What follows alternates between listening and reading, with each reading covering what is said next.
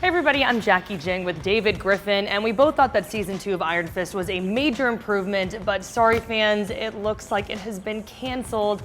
We're totally bummed about this. I was telling you earlier, I was so amped about Colleen Wing. I thought that she was killing it. I'm keeping my hopes up that there's going to be a Daughters of the Dragon spinoff.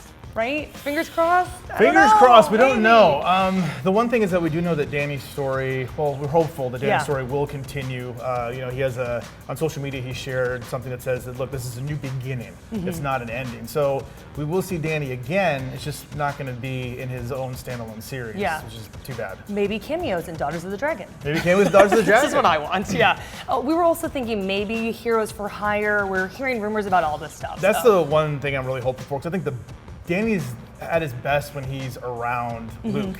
I love their chemistry. I loved it. And there's that great scene in Defenders where they have Danny tied up to the chair and Luke's kind of messing with him. He's being the big brother, just toying with him. And they have great chemistry together.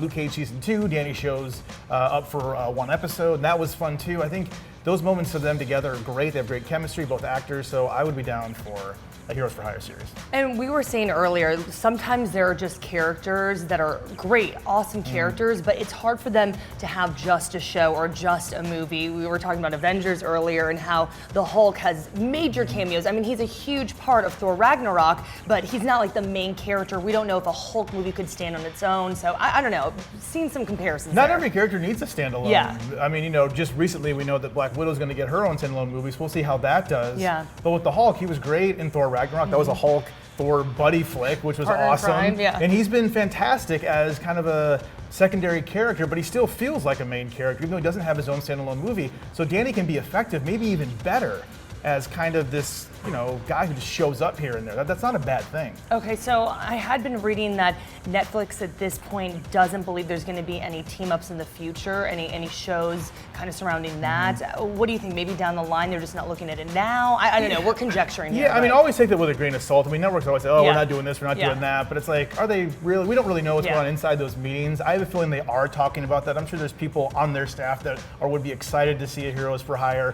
The question is, can they pitch it in a way that's effective, in a way they think it's going to get views? But this is not the last we've seen of Dan. I mean, there's one big thing I want to talk about real quick is that at the end of Defenders, Matt told Danny, like, look, I need you to look after the city. I need you to, do this for me. And in Iron Fist season 2, that was a big thing for Danny. He told Colleen, like, look, Matt told me to watch out for his city. So what does that mean now that Iron Fist is no more? At least Iron Fist season 3 is no more. What does that mean for Danny? Is he still going to be watching over the city in the background, or is Matt with DareDevil season 3 coming out really soon? Is he going to take over?